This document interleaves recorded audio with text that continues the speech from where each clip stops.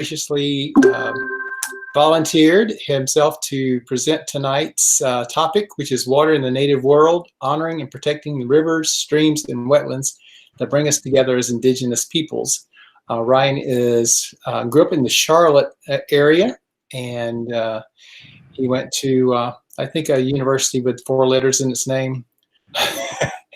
but we all hold that against him. He's a good guy. All right, take it away, Ryan. Thanks, Curry, and thank you all for tuning in. I'm extremely honored to be able to kick off this speaker series.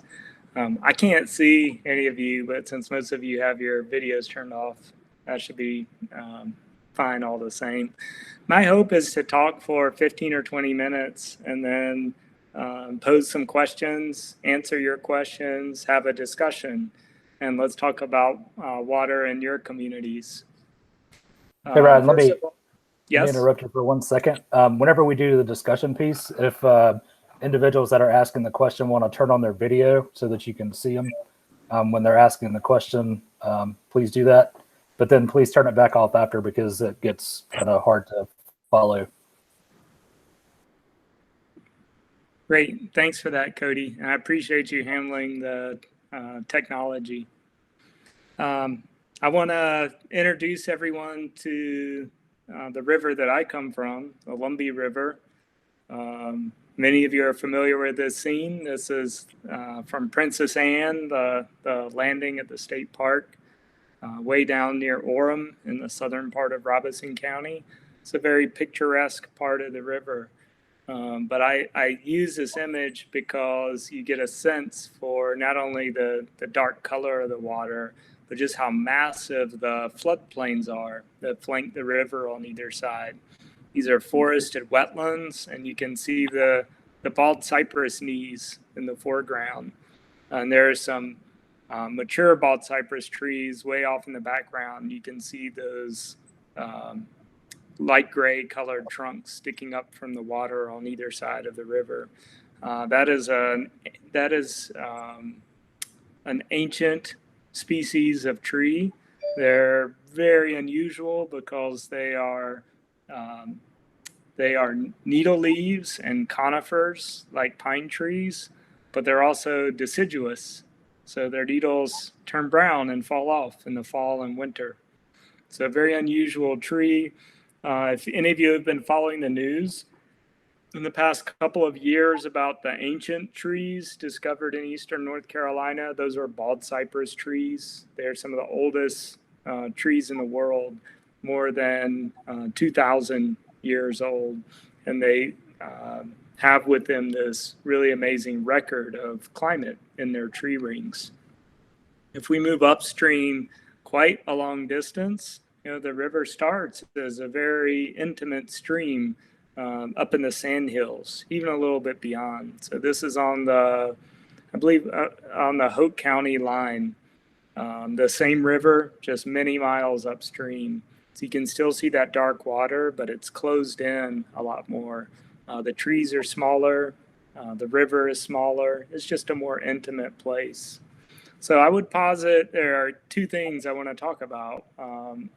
What does it mean to honor our waters, and what does it mean to protect them? And I would say that any of us can admire the natural beauty of our waters. We can enjoy parks and greenways, we can canoe or kayak or go fishing, and anyone can enjoy these waters. And in fact, lots of people do. It's a popular state park. It's a national wild and scenic river. So it's appreciated as a recreational opportunity. But I would argue that for Indigenous people, honoring the river goes deeper. It's about recognizing the critical importance of this place and other places to defining who we are as a people. One of the things that it requires that we do as Native people is remember how these rivers and swamps and streams shaped our history. I'll give you an example from my culture. For Lumbee people, who will we be without the story of Henry Berry Lowry and his band of guerrillas who fought against first the Confederate Army and then later the United States? for about 7 years in the mid-19th century. There's a picture from Weekly magazine of the time up on the left, drawing of Lowry and his gang. Then on the right, this is a newspaper article from New York, which says Land of the Lowrys. And you can see in pretty good detail the swamps that make up Scuffletown. And so here, Scuffletown is not exactly synonymous with Pembroke. It stretches from south of Back Swamp. So if you look, hopefully can you all see my cursor? Yep, barely. Okay. Yeah, so here you can see the compass. So north is off this way and west is off this way. And here's Scuffletown from south of Back Swamp near Alfordsville all the way up to almost to Moss Neck, right? Where present day Pembroke would be, I guess, somewhere down around here. Okay, and then Red Banks is up here. But you see Scuffletown's a much larger area that encompasses a lot of these swamps that natives of Robeson County will recognize today. So in addition to the river and Back Swamp, you can see Bear Swamp, Raft Swamp, Burnt Swamp, Richland Swamp. So all of these places were strategic during the Lowry War. They allowed them to hide out and conduct raids and do all of these things. So it also requires us as Indigenous peoples to preserve the traditions of our ancestors. And I want to point to the great work that our neighbors, the Coharle tribe, have been doing along their ancestral river, the Great Coharle River. So over the years, I've had opportunities to go out with Mr. Greg and Philip, paddle the river, as I know many of you have, and they're most gracious hosts, and they love to take people down the river. And that is part of a cultural awakening that's happening in the Coharle tribe. But it's also important to remember that Native people have been using that river and other rivers of the Southeast for thousands of years, not just for fun, but for trade, travel, warfare, all purposes, right? These were our highways. And in a really cool act a year or so ago, the state of North Carolina repatriated the dugout canoe on the right that an individual discovered downstream from here on the Black River after one of the major hurricanes. And so in recognizing that the Coharle people's ancestors were the ones who paddled these rivers, they have they've recognized that and turned that canoe over to the Coharle people for safekeeping. I also want to point out that our ancient ones lived along the river. You know, we don't exactly know to which modern day tribe these peoples belong, but the Southeast was covered in ancestral mounds where our ancestors and the ancestors of many other tribes buried their deceased. Unfortunately, you know, many of those mounds were looted and desecrated over the historical period. Some of those were actually done by academic institutions, you know, and it was done sort of in the name of preservation and research, and just making sure that we know more about the past. And because they were done in a scholarly way, they were actually written up in great detail. And so one of the best documented ones that I've come across is from the 1960s, an excavation of a mound that sits about 100 feet above the Cape Fear River on the east side of where Fayetteville is today. This mound, since it was excavated in the 1960s, is sort of on the backside of a neighborhood today. There was a native village immediately adjacent to this mound, which tells you that people live right up to the Cape Fear River.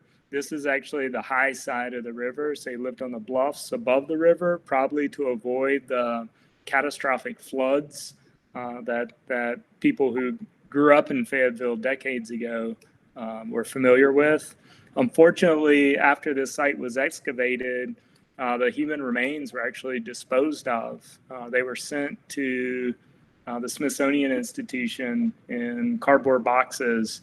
And at the end of this journal article on the left, the researcher actually describes this really troubling process of receiving the boxes and realizing that once they had been taken out of the ground, they'd begun to deteriorate because of the humid climate, and the Smithsonian Institution ended up disposing of all of those remains. This was back at a time before we had notions of repatriation to indigenous peoples. Being an indigenous person from this part of the country also means that we have to recognize the river well enough to know its power and its capabilities. And people in Eastern North Carolina saw this dramatically, right, in the past few years with Hurricanes Matthew and Florence. And so on the top panels, you see a before and during for Hurricane Matthew of Lumberton. So the left panel, the right-hand side of this panel, this is sort of the city part of Lumberton. This going out this direction where my cursor is, that's West 5th Street. You can see it's on the other side of the river. The town was built on the high side of the river. And like many places in Eastern North Carolina and throughout the Southeast, the low side of the river is where a lot of the lower income housing was built. A lot of businesses were built. And you can actually see the levee that was constructed later on to try and protect those properties on the low side of the river. But you can see here during Hurricane Matthew that levee actually did very little to protect those properties, and there was a very tragic loss. Not only are we concerned about sort of the damages of flooding, but because of some of our land use practices in Eastern North Carolina, we're also eminently concerned about the potential for those floodwaters to carry pathogens. And by pathogens, I mean harmful bacteria, viruses, and other microbes that can cause illness. And so we do see elevated levels of things like fecal coliform bacteria and E. coli in the wake of these floods. And if you have seen me and my students out and about after Hurricanes Matthew and Florence, what we're trying to do is collect samples so that scientists at NC State and elsewhere can use these brand new emerging methods to fingerprint those bacteria to tell us whether they're coming from overflowing septic tanks or sewage systems, or whether they're coming from various types of animal agriculture that may get inundated or flooded during the flood. So the methods are getting better, and they're now able to identify bacteria that comes from pig waste. And there's an emerging method that can identify bacteria from poultry waste. And so the developments are exciting, but it's kind of unfortunate that these innovations are coming so that we can document where the water pollution is coming from. But just to give you an idea, that's one of the key threats associated with flooding in Eastern North Carolina, is the introduction of all these pathogens into rivers and streams. And even if it doesn't harm us, who live further upstream, those pathogens eventually make it out to our coastal estuaries, and they end up harming shellfish and finfish operations and the ecosystems where those fish actually grow and thrive. So I want to point out that here in the coastal plain, well, I should say there in the coastal plain, where Lumbee and other tribes that I work with are mostly centered, we are literally surrounded by wetlands. Okay, so on the left-hand side of this panel, this is a map, and you can see North Carolina and Virginia and the rest of the Southeast. The different colors on the left-hand side show different kinds of land use. So green and like yellowish green are different types of forests. You can even see the bands of forests running through the Appalachian Mountains. Pink and red is development. Brown is cropland. And then the light blue is wetlands. So on the right-hand side, I've emphasized those wetlands in green and made the base map sort of a black and white grayscale. What I want to point out to you is that as you move from the Appalachian Mountains out to the coastal plain, you literally become surrounded by wetlands. And so it is no surprise that we experience flooding and inundation and all of these issues in eastern North Carolina, because if you look at sort of the natural landscapes, they are landscapes that expect to be flooded a certain number of times each year. And the places where we don't have that flooding are places largely where you either have natural high ground, which you can see are few and far between as you move further east, or places that we protected artificially with levees and things like that. So to give you some more context, I'm going to blow up this map of wetlands and label tribal nations. So the top of this panel, I put the 8 North Carolina tribes spread across the map from the Eastern Band of Cherokee in the west, all the way out to the coastal plain tribes in the east. And I put a dashed line across that map to represent the fall line. Now, for those of you who grew up in North Carolina, you might remember from 4th grade social studies that the fall line is the transition between the coastal plain and the Piedmont. And that represents the maximum level that the oceans rose the last time all the glacial ice on Earth was melted, something like 3 million years ago. Okay, so back then, Hollister would have been beachfront property. And you can see that where the Hawasaponi tribe is labeled on this map. What I want to point out is we can actually see how wetlands increase. And what I've done is on the graph at the bottom, I have actually plotted the amount of wetlands on the landscape versus the elevation above sea level. And so those numbers, 10 to the 0, 10 to the -1, 10 to the -2, those are fractions of the total landscape. So 10 to the -1 is 10%. 10 to the -2 is 1%. All right. And what you can see is when you get to the fall line, about 20% of the landscape is wetland. And as you move towards the mountains, it drops down to well below 1%. And that makes sense looking at the map. There's not much green on this map of the mountains. And as you move towards the coast, wetlands get up to 50% of the landscape by the time you're within 10 meters or so of the coast.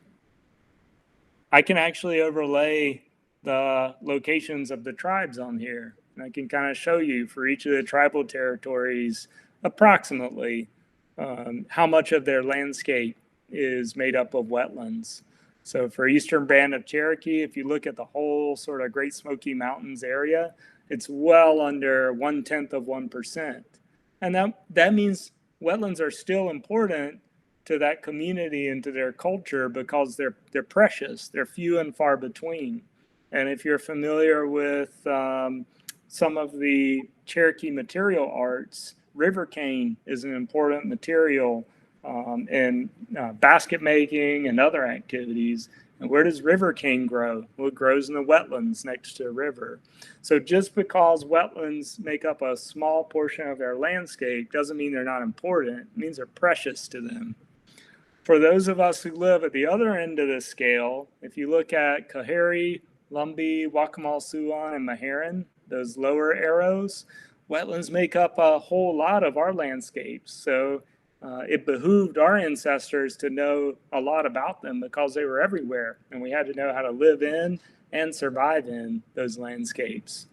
Interestingly, the Saponi tribes, the Occaneechi Band of Saponi, the Saponi, and the Hawasaponi kind of occupy the middle ground, and that would be the Piedmont, where wetlands make up less than 10%, but more than 1% of the landscape. I just thought that was kind of a cool thing to put the 8 tribes in a different context than you're used to seeing.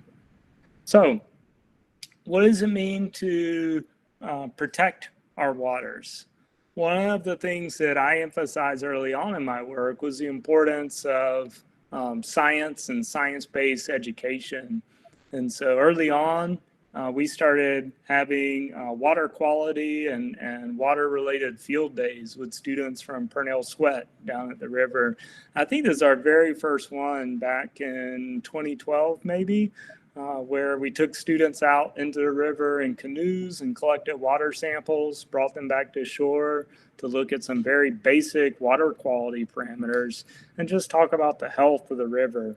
And I think if you talk about what does it mean to protect water, we can't talk about protecting water in the 21st century without talking about what's in the water and where did it come from. So if there is pollution in the water, it's really important to know the sources of it. And I'm a firm believer in the ability of scientific training and scientific methods to help us kind of suss out where pollution is coming from. I also think that we have important tools in the modeling world and in the data analysis world.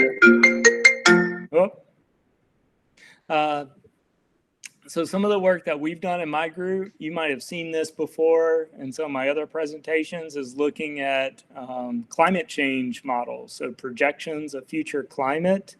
And one of the things that we're pretty certain is going to happen in this part of North America is that we're going to see much warmer temperatures, especially at night and especially in the summer, compared to any baseline that you pick in the 20th century.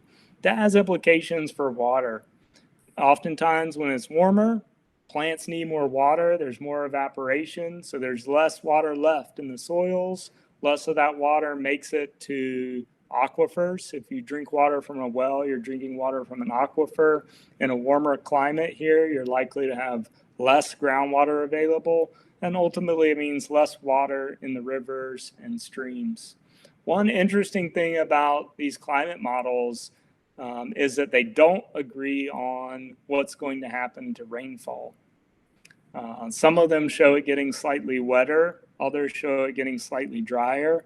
Most of them do show that storms are going to be fewer and far between, but when they come, they will be more intense. And so there are certain implications to having fewer but more intense storms. And I want to wrap up by talking about one other aspect of water protection that I think is really important. And the best image for that, in my mind, is this iconic photo of a water protector at Standing Rock back in 2016. And so many of you might have the same image in your mind of a water protector. I want to push a little harder and ask what that means. You know, does it mean is it about protesting, being on the front line, standing up for what you believe in? I would argue that there is a time and place for that, but what we don't often hear about is that there was a pretty advanced support system and infrastructure that was part of a larger strategy to protect water for the people of Standing Rock and other Sioux tribes. And so in order to understand that, I want to take a look with you here at a couple of maps. So this was published in Indian Country Today a few years ago, and it shows you the path of the Dakota Access Pipeline in this kind of reddish color, extending from North Dakota all the way down to the southeast towards Illinois, I believe, is where the terminus is. And you can see that there's a pale green shading right in the middle of this map. And these are the lands that the Great Sioux Nation signed. They signed a treaty with the United States in the 1850s that these would be their territories forever. And over time, through a series of broken treaties, those lands were reduced down to these dark green wedges that are left behind today. Some of these are recognizable. You can see the Standing Rock boundary. You can see the Pine Ridge Reservation, and you can see other tribes within the Great Sioux Nation, and those are the remnant lands of that vast territory that the United States agreed to basically agreed to leave them alone and have them govern and be sovereign over for all time. And so the Dakota Access Pipeline, it skirted the present day boundary of the Standing Rock Sioux Reservation, but for many miles it cut through their treaty lands. And so that's important to recognize. And the tribe had a years old resolution against any type of oil pipeline or transport through their treaty lands that long predated the Dakota Access Pipeline. We'll zoom in and look at another map from the New York Times back at the height of the public attention to the water protector movement. And this map highlights something interesting. Early on, the planners had considered this dashed route that went north of Bismarck and connected back into the final route south of the Standing Rock Reservation. That map was, or that route was scrapped early on because that route passed through the water supply area for the city of Bismarck. And so one of the issues that was raised in rerouting it through the treaty territory, the Great Sioux Nation, was how can you plan a project like that without the informed consent of the tribes whose land that is supposed to be.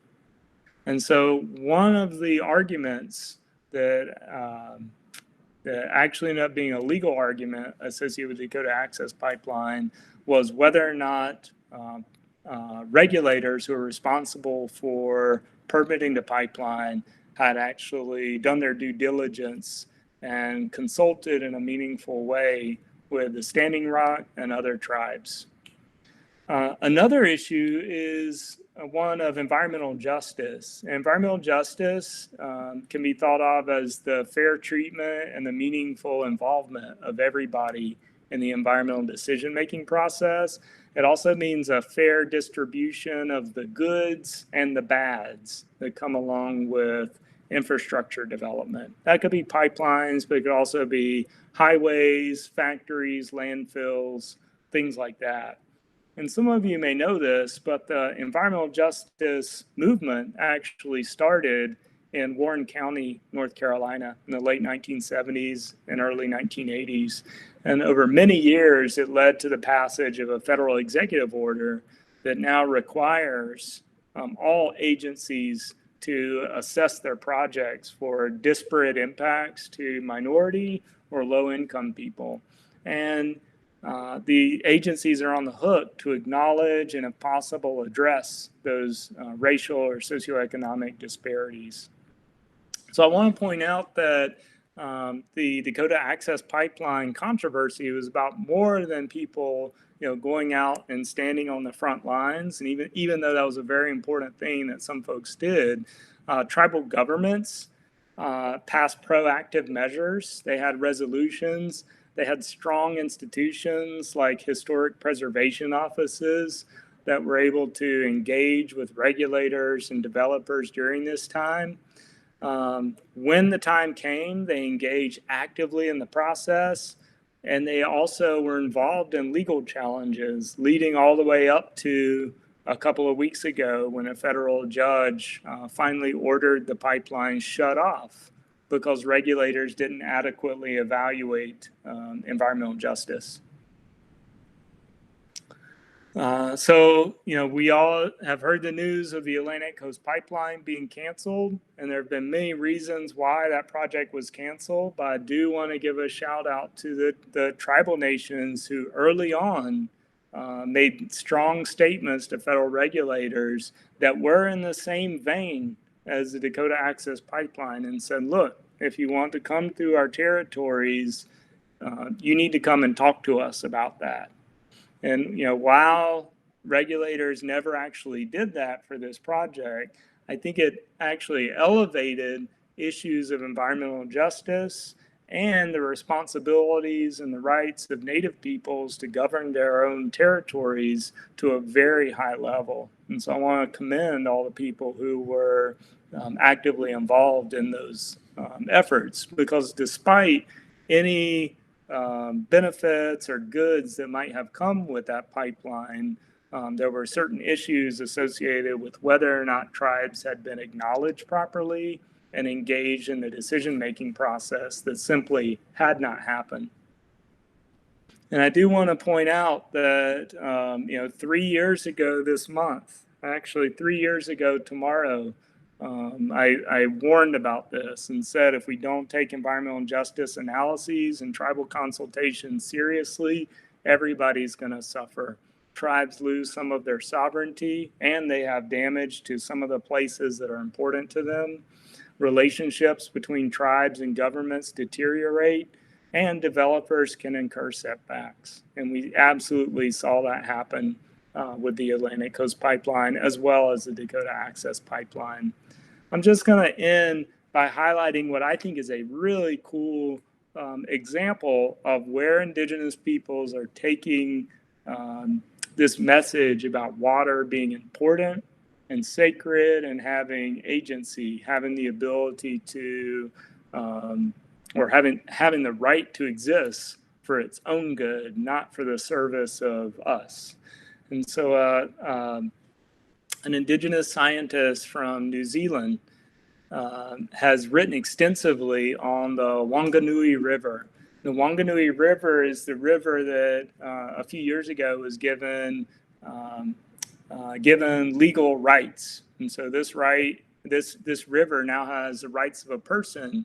And because it can't speak for itself literally in court, there is a committee of different parties.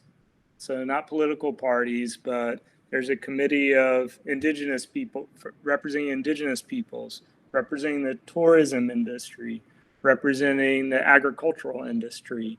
And they come together and talk and discuss, and they have to come to consensus about what the river's position is.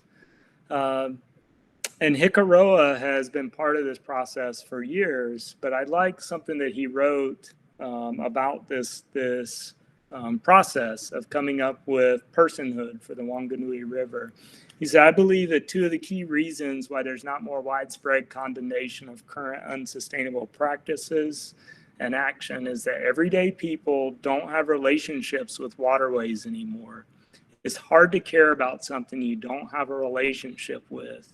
And number two, everyday people feel a sense of powerlessness in the face of the relentless machine that continues to take and take and take. And so that's the situation in New Zealand, but I thought that it resonated here as well. And I don't know what that machine is for you or for your community. Maybe we can talk about that.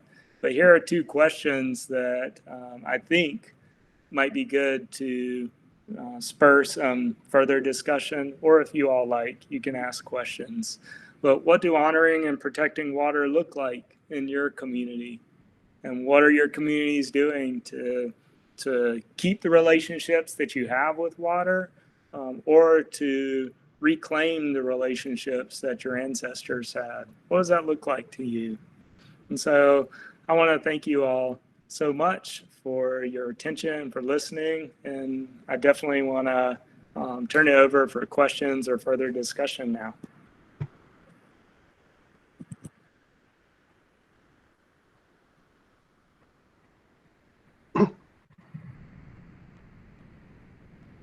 Hello? Yeah. Yeah, I have a sort of question, or, the story of North Carolina is mostly a black and white story, and nowadays it's about, from the Civil War and slavery forward.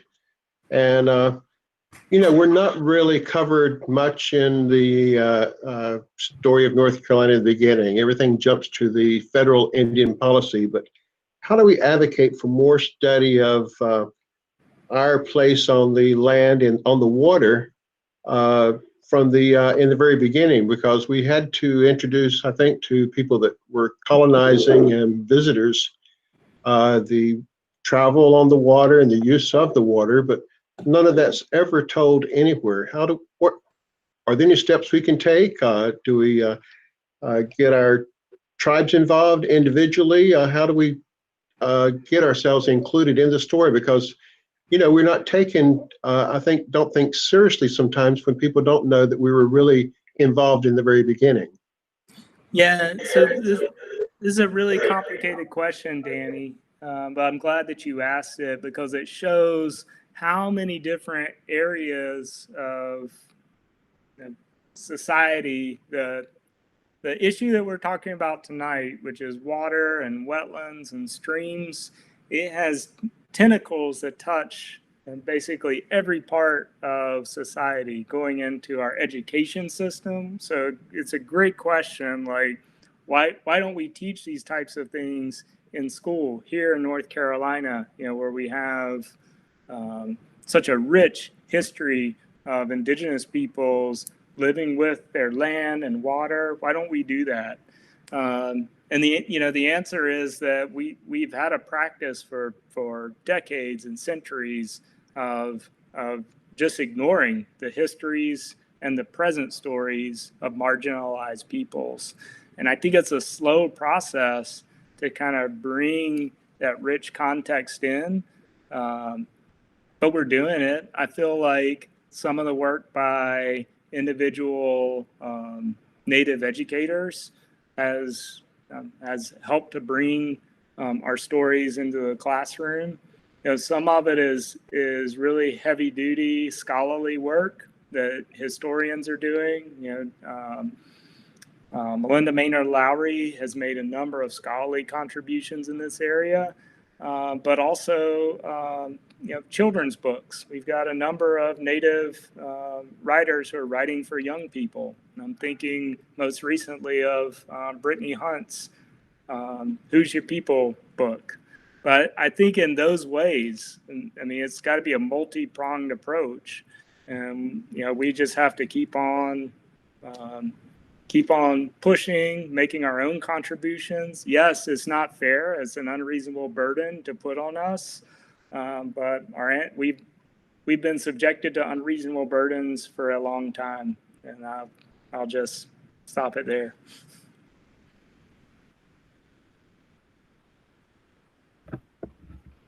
Hi, Dr. Emmanuel. This is Danielle Geraldo. Sorry, my video is not on. I really appreciate your discussion on the natural resources personhood and how New Zealand Indigenous folks are moving towards that. And you see that in the US with White Earth adopting that same type of rights framework around wild rice. And I wonder if there's been any discussion among the Native communities in North Carolina to do some of the same type of legal framework around those resources. I'm not aware of any serious discussion, Danielle, and thank you for that question. I know in the U.S. related to water, not wild rice and living relatives, but the Yurok. I think it's the Yurok tribe in California has pursued a similar personhood initiative for their sacred river. But I haven't seen anything like that emerging here in the Southeast, other than informal discussions. But I've not seen it elevated to the level of tribal councils or leaders talking about this. And maybe that's something that would help to focus a discussion at like the Indian Unity Conference, instead of just having a session where, let's talk about water. Maybe we could have a session about let's figure out what this type of legal framework might look like in North Carolina. One of the tricky things I think is that most of our tribes here don't have the legal standing that federally recognized tribes have. So we have to work doubly hard to find ways to have our voices heard in decision-making processes. And, maybe a preemptory action could be some type of water or river personhood initiative. Yeah, and I think too, just to add to that, I think just having a conversation of what our responsibility is to that resource too. I mean, even if that is in some type of legal document, whether it's a resolution or some code or something, you know, when we talk about sovereignty, it's inherent. It's not given to us by federal recognition, right? So if we're going to say that these things are important to us, it would seem appropriate just to assert our sovereignty and not wait for the federal government or the state government to say that we're responsible for that piece of resource. I agree with you, and I think that the tribes in North Carolina would do well to actually articulate what their relationship and their specific responsibilities are to water and to other resources. That's a great idea. I'm happy to join you in that conversation if you're interested. Thank you. Yes, we'll definitely talk more. Hey Ryan, this is Calvin. Hey. How are you? Give me one and I will turn on my camera. Assuming I can find a button and flip the switch. Hey, can you see me? Yep. How you doing, man? So just to add to what you guys were just talking about, like how would the River Keepers program figure into that, and how is it going? I mean, I know I know we have some. You've been involved with that program, and how is that program advancing? And could it be part of this discussion as well? Yeah. So the River Keepers, if you're not familiar, this is a nonprofit organization that they're sort of like a watchdog for water quality, and they have chapters across the United States. And they have local individuals who work for that organization. And it's their responsibility to keep an eye on anything that's happening in the watershed that might affect water quality. And some of them actually do water sampling, and they report their data to the state. A lot of the photographs of the flood damage after Hurricanes Matthew and Florence were taken by river keepers who went up with private pilots to photograph the situation from above. So they do a lot of really important work, especially in an environment where state regulatory agencies maybe don't have the funding that they need to do that work for themselves. I think there's an opportunity for tribes to maybe create some decolonized version of that program. I don't know exactly what that looks like. You might look to, some tribes have their own versions of EPA, and water quality is a major function of those tribal offices, but that is still largely based on the colonial model that I practice as a scientist, of going out and measuring water quality and giving it a thumbs up or a thumbs down, based on what the sensor says or what the tests say. And, for Native people, those are important indicators, but I think our unique contribution is that our worldview is much more holistic than just, a number or a suite of numbers in a bank of water tests. And so what is it about that more holistic worldview, about the interconnectedness of all of the living and non-living things in that watershed? To put it maybe in Danielle's terms, like what responsibility does that call us to? If we truly say that, we believe these things are all interconnected. So, all right, what does that motivate us to do? I think that measuring water quality and reporting those data as appropriate, that's an important part of it. But maybe there's something more, and it's something that, the state and the federal government can't address because they are colonial institutions, and their main concern is making sure that the water's not so polluted that you can't use it for whatever the stated purposes are, right? It could be fishing, swimming, commercial activity. So they have a certain perspective on water as a commodity. But I think we have something more to offer to that discussion.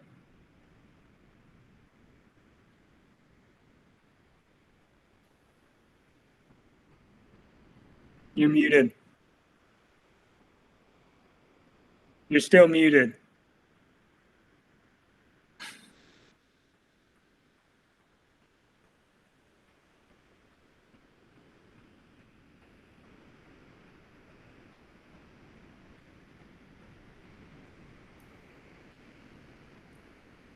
Ready? Yeah. Hello, Ryan. This is Tony D'Amico. Hey, Tony. How's it going? All right. Long time no see. It's been a while. I had a question for you. Back about 10, 15 years ago, you were hearing a lot about the wells being contaminated by saltwater intrusion from entering from the coastline. And I know with climate change, it has also had an impact on that. I was wondering if that's still an issue and if you could speak to that a little bit. Yeah, it's a great question. So saltwater intrusion of groundwater happens when salty water that's in the seafloor actually makes its way inland. So as sea level rises, or as you pump all the fresh water out, you're going to be drawing salt water in towards your well. So this is something that happens typically along the coastal margins within a few tens of miles from the coast normally. And it is still a big deal. And so, this is causing some coastal cities to have to switch over to more expensive water treatment methods because you can't, I think like maybe Myrtle Beach back in the day had some of the saltiest water that you could still drink out of the tap. But as it gets worse than that, they actually have to switch over to very expensive water treatment methods. Like years ago, the towns on the Outer Banks were able to use groundwater, without desalinating it. But now all these communities are using desalination for their water on the Outer Banks. So it's a really expensive process. And apart from climate change, it's exacerbated as you pump fresh water inland. The longer you pump, the larger your area of influence around your well, and eventually you'll start sucking in salty water into your well. But yeah, it's still out there. It's especially prevalent in low-lying coastal areas. One reason why you might not hear about it in places like the Albemarle-Pamlico Peninsula is that they've had a lot of population loss over the past 10 or 20 years. Wow. Yeah. Like a lot of those communities, people are moving away, and public infrastructure doesn't serve as many people anymore. So I think it drops off the radar, not because it's unimportant out there, but because there are far fewer people living out there now to elevate it to our ears than there were a couple decades ago. Okay. But it's definitely an issue for many of the coastal communities throughout North and South Carolina. Thank you. What do you see as the biggest waterway issue for North Carolina beyond that? Awful. Yeah, I don't have a comprehensive view of the entire state of North Carolina, but it's probably a toss-up between the contamination from large-scale animal agriculture and some of this emerging industrial contamination that we're just starting to learn about in the past few years, like Gen X. That's the big one that we started hearing about a few years ago. But that's one in a whole family of chemicals that have been around for decades, but nobody knew to look for it. So like we only just started seeing it a few years ago because we just started looking for it. And it turns out that they're all over the place. They last a really long time, and they have these negative to highly uncertain health effects. Right. So I think those are bad because we know so little about them and how long they persist in the environment. And the agricultural contamination is so bad simply because there's so much of it. We're second behind Iowa in the number of hogs that we raise. And it's important you have to feed people, But some of the practices associated with those operations just lend themselves to water contamination. Thank you. Yeah.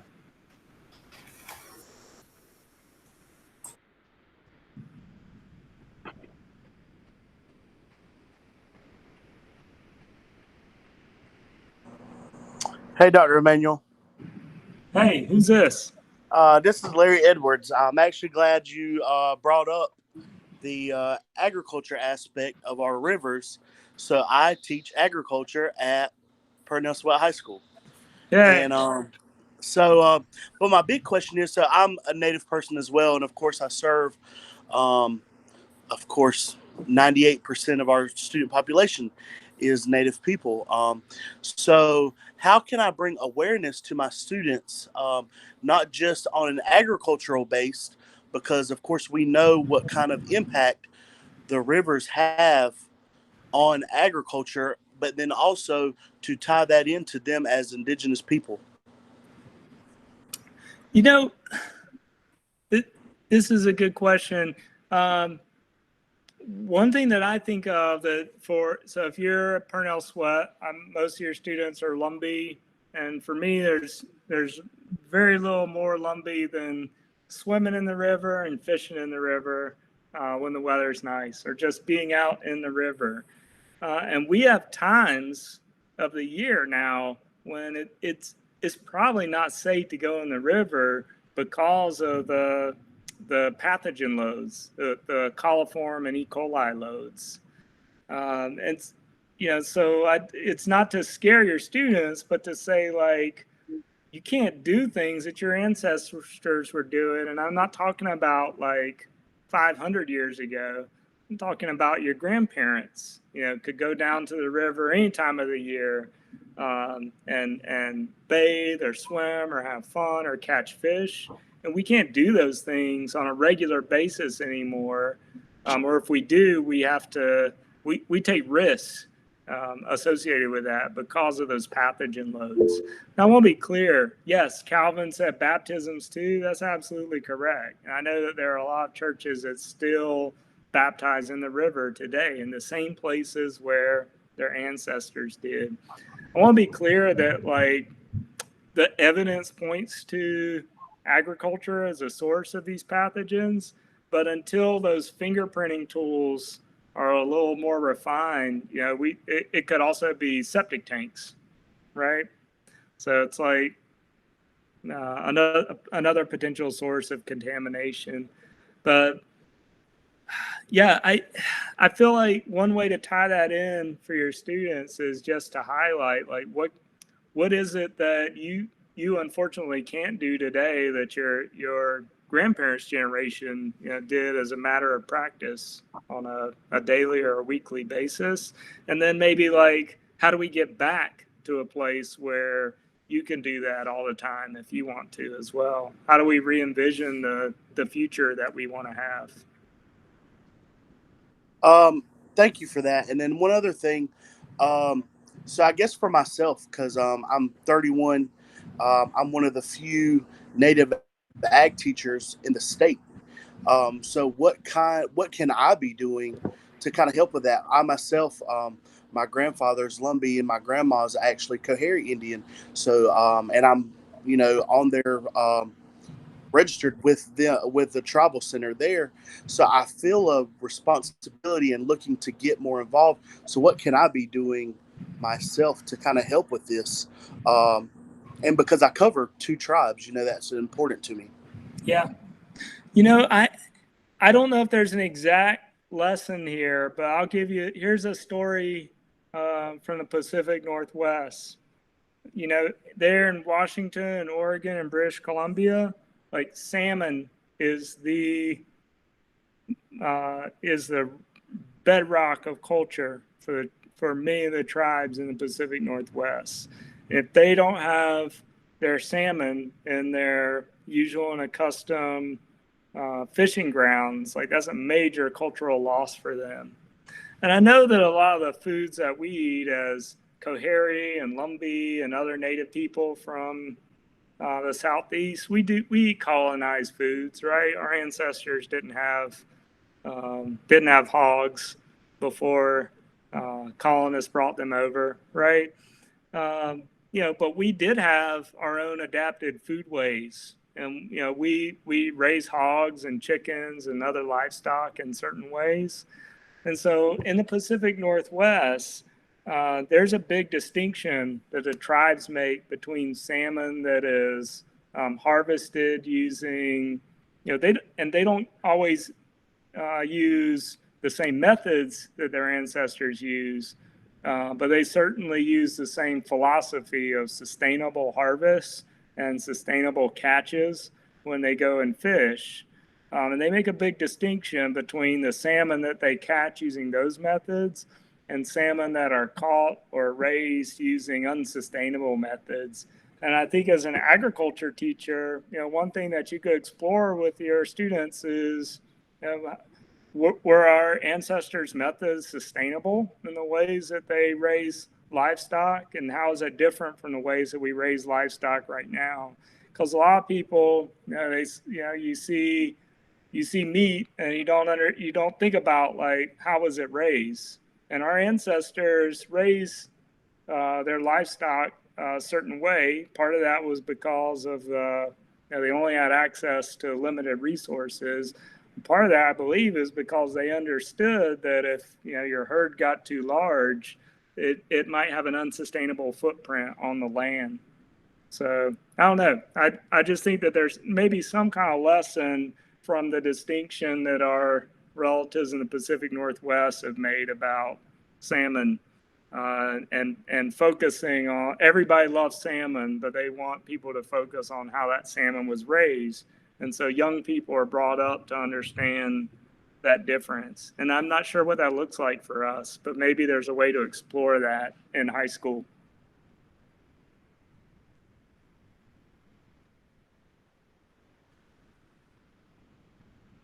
Hi, Ryan. This is Curry. I don't know if there's anybody else with a burning question, but I know we're getting late on time, and we want to acknowledge that you're a father with a couple of younger kids, and you probably have some fatherly duties to do with the family. And so I did want to wrap it up, but I also wanted to acknowledge anybody else who may have a burning question they'd like to ask. Hey, Ryan, real quick. Can you see me? Yeah. Hey, so I'm Colin Bell. I've been working with Philip Bell and Greg Jacobs to the Greater Coharle River Initiative, getting the ecotourism business started. And could you talk about a little more of the water monitoring systems that you've implemented in, as far as I understand, in Sampson and Robeson County? Is that correct? Yeah. So, well, most of the touch on kind of what could be the benefits, and I know it water levels, temperatures. Talk a little bit more about exactly what it offers and how it could be used maybe in the future for that type of event. What would you want to have a protocol of what time period to test the waters? I know you touched on the pathogens being higher in certain time periods. So touch on that and how, that time period goes with the whole water monitoring system. Yeah, good. So in the Great Coharle River, I've worked with Greg Jacobs and Philip Bell to install a water monitoring station. And it's a simple one to start out with, but the important thing is that we've got the infrastructure there to build on. And we bought a single sensor that measures the height of the water temperature, and how much stuff is dissolved in it. We can't tell what that stuff is, but we do get a measurement of the total load of things dissolved in the water. And that's an important measurement by itself, but it can also flag when there might be a problem, even though it can't tell you what that problem is. We did that for a couple of reasons. The water levels are important because the ecotourism industry needs to know when it's either too high or too low to paddle safely. And the cool thing about this station is that it's networked, and Greg and Philip and others can look at the water level in real time. Yeah, the link. Yeah, so that's the really cool part. And you have that capability at U.S. Geological Survey gauges all over the country, but there's not a gauge on the Great Coharle River. So we were able to put one in just for them, so they would be able to know what the water level was. And those two water quality parameters are the easiest ones to measure. So we went ahead and put those in the same station. But it's like an expandable station. So as they get grants to measure more things, they can add capabilities to that monitoring station, which will be pretty cool. There's some basic science that we could do at that site as well. I'm just looking for a graduate student who wants to come on board and analyze the data. Mm-hmm. But I'm not doing any monitoring of my own. I don't have any stations in Robeson County. Okay, so that's misinformed on that. Thank you for clearing that up. Yep. Hey, Rod. I don't know if you saw the chat, but some folks are asking for your contact information. If you can share your email address, so they can reach out for help with initiatives and such. Okay, I'm going to put my NC State email address in here. So please feel free to email me. I'm not working in the office right now, so I only check my messages every couple months. So I won't give you my phone number. If you're online tonight, I'm assuming you've got access to email. Oh, but some people are on the phone, so they might not be able to see the chat. So it's Ryan_Emmanuel at ncsu.edu. And it's Emmanuel spelled like the Coharles. All right, before we wrap up, I have one more question that kind of piggybacks on what you mentioned a second ago. Thinking of it from the lens of like STEM programs for kids or high school students, do you see any opportunities for having students participate in projects to build the hardware that you're using in some of those stations and do some of the coding for those? Yeah, so I'm glad that Susan's online because Susan recruited our group was it 2 years ago, Susan? I think in 2018. Yep, it was 2 years ago. Yeah.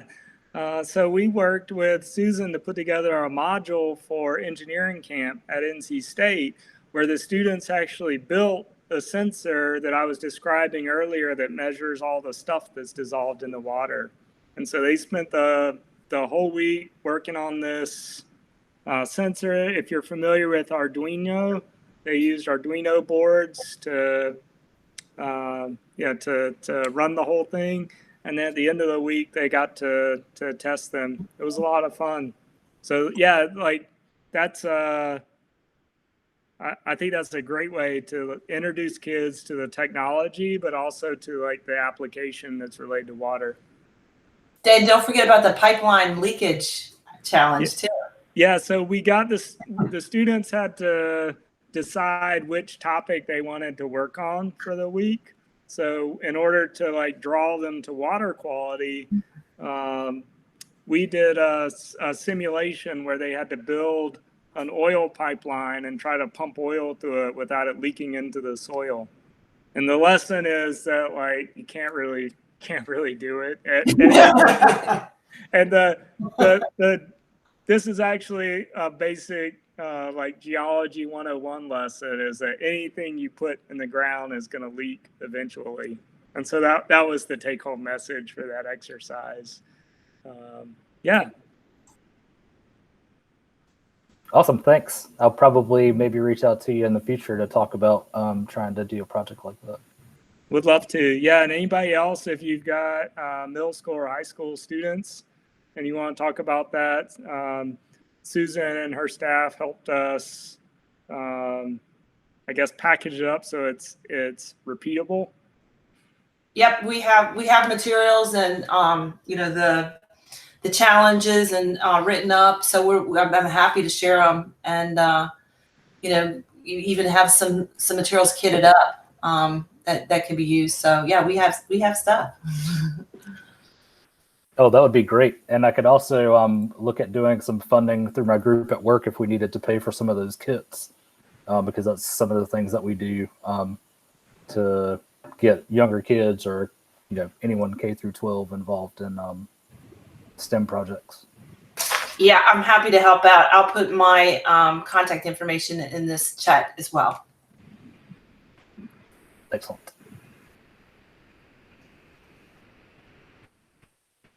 Well, I'd like to thank Orion for being our guest speaker this evening and for his tremendous work in water quality and being a real advocate for us in North Carolina as well as other parts of the country. And he's a real expert, and we appreciate him being with us tonight, giving us the presentation.